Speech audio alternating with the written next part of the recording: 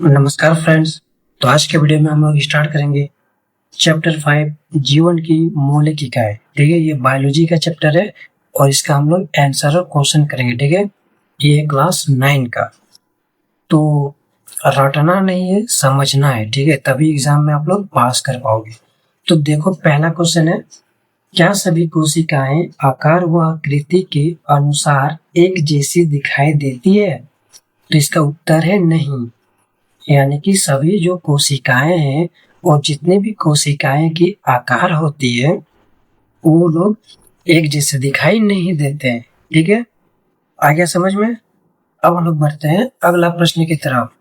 तो देखो, यहाँ पे अगला प्रश्न है कि क्या सभी कोशिकाओं की संरचना एक समान दिखाई देती है?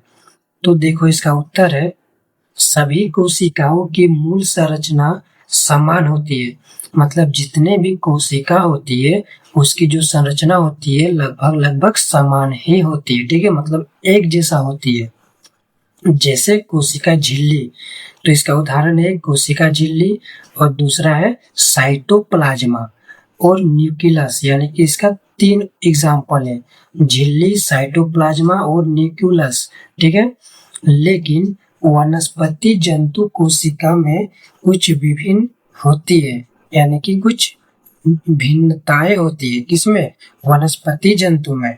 जैसे पौधों में कोशिका भित्ति और हरित लवक पाए जाते हैं। ठीक है, आगे समझ में? अब हम लोग बढ़ते हैं अगला प्रश्न की तरफ। तो प्रश्न नंबर 3 है हमारा, क्या पादप के भिन्न भागों में पाई जाने वाली कोशिकाओं में कोई अंतर है? तो देखो, इसका उत्तर है हाँ, क्योंकि ये कोशिकाएं अलग अलग कार्य करती है। जैसे जड़ की कोशिकाएं जल अवशोषण करती है। यानी कि जो कोशिकाएं हैं, तो अलग अलग कोशिका तो होती है, लेकिन एक होता है जड़ की कोशिका। ठीक है, तो जड़ की कोशिका का क्या काम है? उन लोग जल से अवशोषण करती है, जबकि पत्तियों की कोशिकाएं प्रकाश संश्लेषण करती है। ठीक है, आगे समझ में? इसका मतलब है कि जो जड़ का कोशिका रहता है उन लोग जल से अवशोषण करते हैं। यानी कि जल से उन लोग भोजन प्राप्त करता है। यानी कि ठीक है, जड़ से। और जो पत्तियों में कोशिका रहता है उन लोग प्रकाश से अपना भोजन प्राप्त करता है। ठीक है, आगे समझ में? अब हम लोग देखते हैं अगला प्रश्न है, तो हमें कोशिकाओं में क्या समानता दिखाई देती है? तो देखो, सभी कोशिकाओं में कुछ सामान्य अंग होते हैं। ठीक है, मतलब जितने भी कोशिका है सब में कुछ न कुछ सामान्य अंग होता है। जैसे कोशिका झिल्ली, साइटोप्लाज्मा और केंद्रक। ठीक है, इसके अलावा सभी कोशिकाएं जीवन की मूल इकाई होती है। इसके बाद जो जितना भी कोशिकाएं है वो लोग जीवन की एक मूल इकाई है और जीवन की सभी क्रियाएं इन्हीं में होती है। ठीक है, आगे समझ में? अब हम लोग देखते हैं अगला प्रश्न। तो देखो, हमारा अगला प्रश्न है, कोशिका की खोज किसने और कैसे की? तो कोशिका की खोज रॉबर्ट हुक ने 1665 में लगाया था। तो सबसे पहले कोशिका की खोज किसने की थी? तो वह की थी रॉबर्ट हुक ने। ठीक है, कब किया था? तो 1665 ईस्वी में किया था। ठीक, तो उसने कोशिका की कोर की पतली गांठ में अनगढ़ सूक्ष्मदर्शी को देखा था।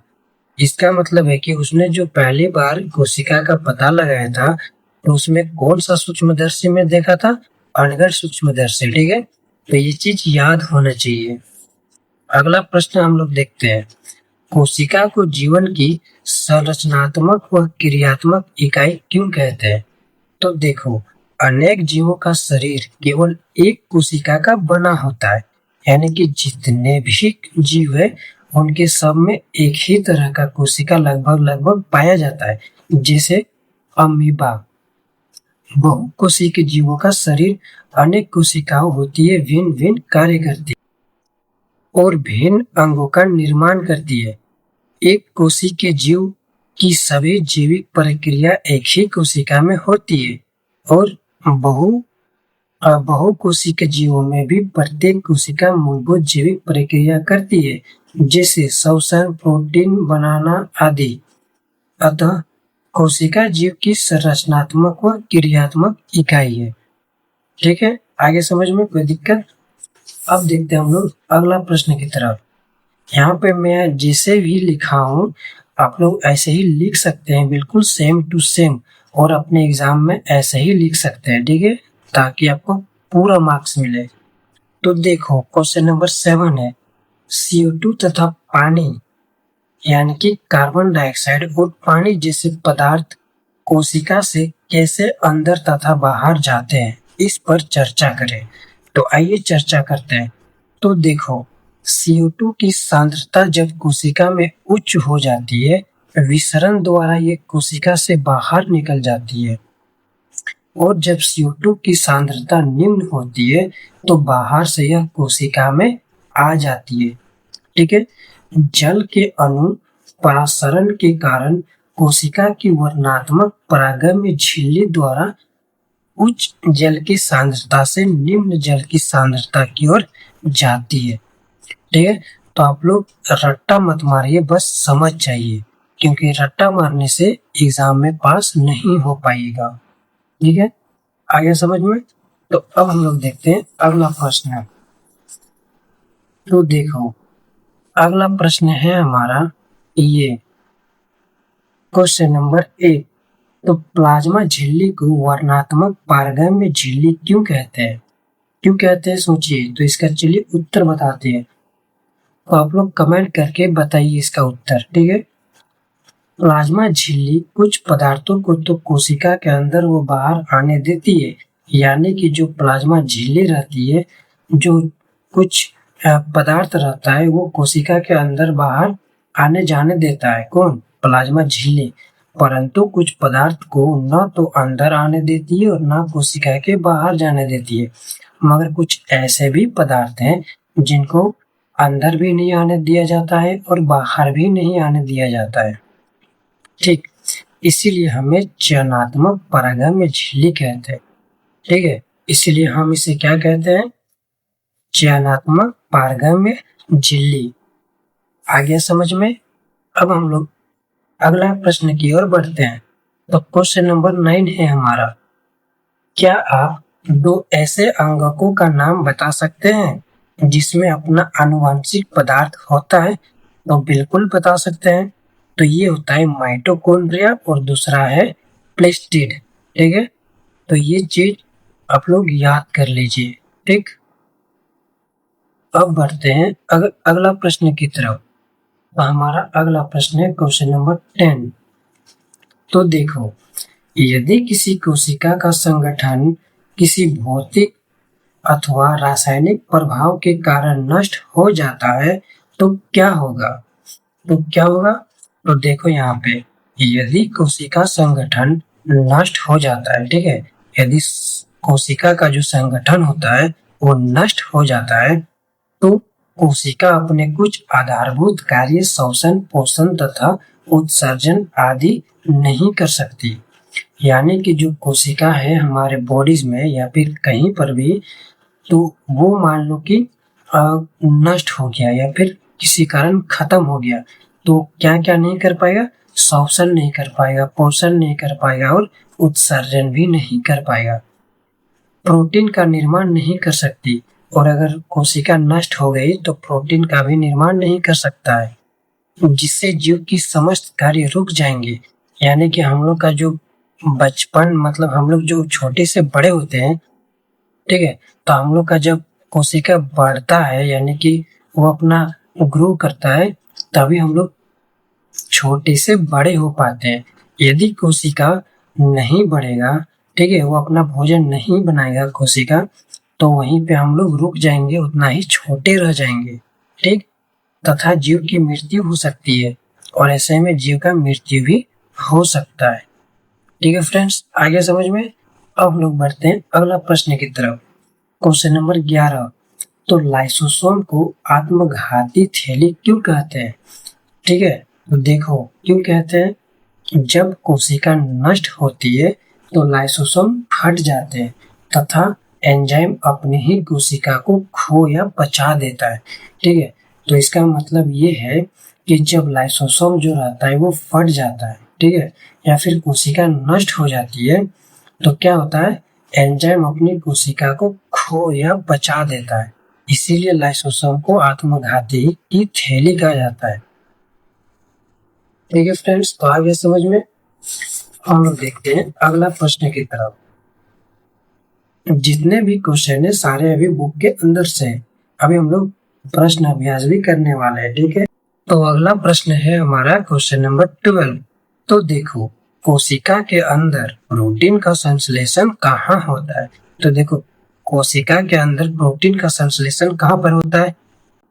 तो इसका उत्तर है हमारा कि प्रोटीन का संश्लेषण राइबोसोम पर होता है। ठीक है, कहाँ पर होता है? राइबोसोम में। तो ये याद होना चाहिए, क्योंकि ऐसे एग्जाम मतलब कि ऐसे क्वेश्चन एग्जाम में पूछे जाते हैं, इसीलिए। ठीक है, अब हम लोग करेंगे अभ्यास के प्रश्न उत्तर। ठीक है फ्रेंड्स, तो ये चीज इम्पोर्टेंट है, तो यहाँ से आप लोग वीडियो को पूरा देखिए। सबसे पहला प्रश्न है, देखिए, पादप कोशिका तथा जंतु कोशिका तुलना करो। तो ठीक है, सबसे पहले हम लोग देखते हैं पादप कोशिका, उसके बाद हम लोग देखेंगे जंतु कोशिका। ठीक है, तो एक काम करते हैं, चलो दोनों को साथ में देखते हैं। तो देखो, पादप कोशिका में सेल्यूलोज की बनी कोशिका भित्ति होती है। क्या होती है? सेल्यूलोज की बनी कोशिका भित्ति। किसमें? पादप कोशिका में। जबकि जंतु कोशिका में कोशिका भित्ति नहीं पाया जाता है। ठीक है, दूसरा है, इसमें हरित लवक पाए जाते हैं।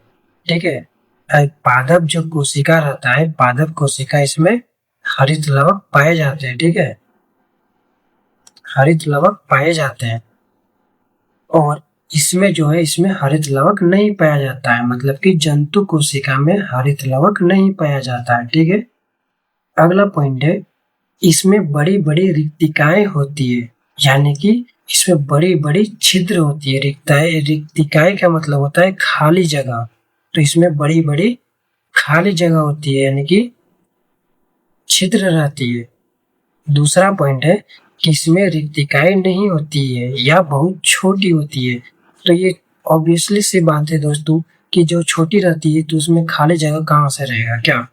ठीक है, अगला प्रश्न, अगला पॉइंट है, इसमें सेंट्रोसोम नहीं होता है, यानी कि जो पादप कोशिका रहता है उसमें सेंट्रोसोम नहीं होता है, और जंतु कोशिका इसमें सेंट्रोसोम होता है। ठीक है, तो आ गया समझ में। अब हम लोग देखो यहाँ से, ये बहुत इंपॉर्टेंट है, प्रोकैरियोटिक कोशिका और यूकैरियोटिक कोशिका से किस प्रकार भिन्न है। तो देखो, यूकैरियोटिक कोशिका और इधर है प्रोकैरियोटिक कोशिका। ठीक, तो यहाँ पे टोटल 6 पॉइंट दिए हुए हैं। 6 पॉइंट जो है ये बहुत ज्यादा इंपॉर्टेंट है। तो देखो यहाँ पे कि इसका आकार बड़ा होता है, यानी कि यूकैरियोटिक कोशिका जो रहता है उसका आकार बहुत बड़ा रहता है। ठीक, और प्रोकैरियोटिक तो इसका आकार छोटा रहता है। ठीक, बहुत ही ज्यादा छोटा रहता है। यूकैरियोटिक द्रव केंद्रक द्वारा घिरा रहता है, यानी कि जो केंद्रक जो रहता है यूकैरियोटिक कोशिका में घिरा हुआ रहता है। ठीक, और प्रोकैरियोटिक केंद्रक क्षेत्र केंद्रक झिल्ली से घिरा हुआ रहता है। ठीक है, तीसरा पॉइंट है, एक से अधिक गुणसूत्र होती है, यानी कि यूकैरियोटिक कोशिका में एक से ज्यादा गुणसूत्र पाया जाता है, और प्रोकैरियोटिक कोशिका में एक मात्र गुणसूत्र होता है, यानी कि एक ही गुणसूत्र होता है। किसमें? प्रोकैरियोटिक कोशिका में। तो ये चीज याद होना चाहिए। ठीक, अगला प्रश्न मतलब अगला पॉइंट, केंद्रिका पाई जाती है, यानी कि यूकैरियोटिक कोशिका जो रहता है उसमें अब केंद्रिका पाया जाता है। ठीक है, और प्रोकैरियोटिक झिल्लियों से बने कोशिकांग नहीं पाए जाते हैं। ठीक है, अगला पॉइंट देखो, कोशिका विभाजन समसूत्री तथा अर्धसूत्री दोनों विधियों से होता है। कोशिका विभाजन कैसे कैसे होता है यूकैरियोटिक में? तो यूकैरियोटिक में कोशिका विभाजन होता है, एक होता है समसूत्री से और दूसरा होता है अर्धसूत्री से। ठीक है, ये दोनों विधियों से क्या होता है? कोशिका विभाजन होता है। और प्रोकैरियोटिक में क्या होता है, कोशिका विभाजन कैसे होता है, तो एक सिर्फ विखंडन या मुकुलन की विधि के द्वारा होता है। ठीक है फ्रेंड्स, आ गया होगा समझ में। अब हम लोग देखते हैं अगला प्रश्न।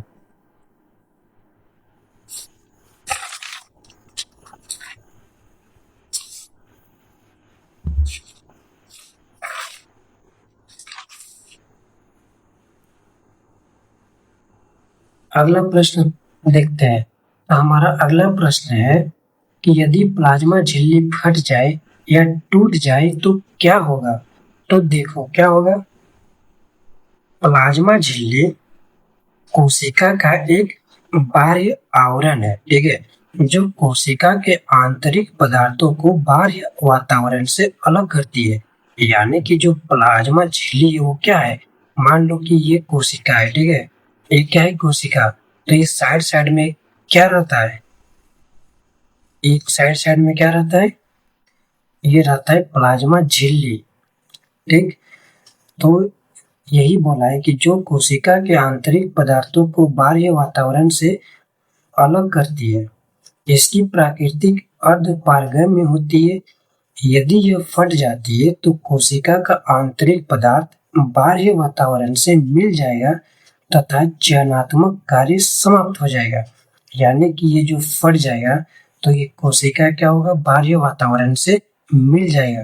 ठीक है, मिल जाएगा तो क्या होगा, इसका जो चयनात्मक कार्य है वो समाप्त हो जाएगा। आगे समझ में। अब देखते हैं हम लोग अगला प्रश्न है। तो अगला प्रश्न है, यदि गोल्जी उपकरण न हो तो कोशिका के जीवन में क्या होगा। तो देखो इसका उत्तर है, यदि कोशिका में गोल्जी इकाई न हो तो अंतर्द्रवी जलिका में बने पदार्थों का कोशिका के अंदर व बाहर आवश्यक भागों को स्थानांतरण बंद हो जाएगा। ठीक है, और लाइसोसोम का निर्माण नहीं होगा, जिसमें बहुत से एंजाइमों व हार्मोनों का निर्माण नहीं होगा, जिसमें कोशिका के अपशिष्ट पदार्थों का निष्कासन नहीं होगा। इन सब में कोशिका का जीवन कम हो जाएगा। तो इसका सीधा सा सिंपल सा फंडा है, इसका एक ही तरीका है। तो देखो क्या तरीका है कि जो गोल्जी, मान लो कि गोल्जी इकाई नहीं रहेगा तो क्या होगा, तो क्या होगा, कोशिका के अंदर का जो भाग रहता है वो बंद हो जाएगा। ठीक है, जिसमें बहुत सारा एंजाइम है या फिर मान लो कि हार्मोन से उसका निर्माण ही नहीं होगा। ठीक है, और निर्माण जब नहीं होगा तो जितने भी हमारे अंदर गंदा पदार्थ रहते हैं, अपशिष्ट पदार्थ रहते हैं, वो बाहर नहीं आएगा। तो इन सब में क्या होगा, जीवन जो रहता है कोशिका का वो नष्ट हो जाएगा। ठीक है फ्रेंड्स, तो आ गया समझ में। अब हम लोग देखते हैं अगला प्रश्न है। तो अगला प्रश्न है हमारा, कोशिका का कौन सा अंगक बिजली घर है और क्यों है। तो देखो इसका उत्तर है, माइटोकॉन्ड्रिया को कोशिका का बिजली घर कहा जाता है। तो माइटोकॉन्ड्रिया को क्या कहा जाता है, कोशिका का तो बिजली घर कहा जाता है। ठीक, क्योंकि माइटोकॉन्ड्रिया में ऊर्जा का निर्माण होता है। तो माइटोकॉन्ड्रिया को बिजली घर क्यों कहा जाता है, क्योंकि माइटोकॉन्ड्रिया में ऊर्जा का निर्माण होता है जो एटीपी के रूप में एकत्र होती है, यानी कि जमा होती है। किसके रूप में, एटीपी के रूप में। यह ऊर्जा बहुत सी जैविक प्रक्रिया में काम आती है। यह ऊर्जा कहाँ पे काम आती है, जैविक प्रक्रिया में। इसीलिए माइटोकॉन्ड्रिया को कोशिका का बिजली घर कहते हैं। ठीक है फ्रेंड्स, आगे समझ में, कमेंट कर दीजिएगा एक। अब देखो यहाँ पे अगला प्रश्न, कोशिका झिल्ली को बनाने वाले लिपिड तथा प्रोटीन का संश्लेषण कहाँ होता है। तो जो कोशिका को बनाता है, कोशिका झिल्ली को जो बनाता है, वो लिपिड तथा प्रोटीन का संश्लेषण कहाँ पे होता है। तो देखो इसका उत्तर सिंपल सा है, कोशिका झिल्ली का निर्माण करने वाले लिपिडों व प्रोटीन का संश्लेषण अंतर्द्रवी जलिका में होता है। कहाँ पे, अंतर्द्रवी जलिका में। तो ये चीज याद होना चाहिए। ठीक है, अब देखते हैं अगला प्रश्न। तो अगला प्रश्न है हमारा, अमीबा अपना भोजन कैसे प्राप्त करता है। तो इसका उत्तर है, अमीबा एक कोशिकीय जीव है। अमीबा की कोशिका में रसधानियां होती है, जिसमें से एक खाद्य पदार्थ रिक्तियां होती है। ठीक है, तो खाद्य रसधानियां भोजन से भरी होती है, इससे अमीबा अपना भोजन प्राप्त करता है। ठीक है फ्रेंड्स, तो आ गया समझ में।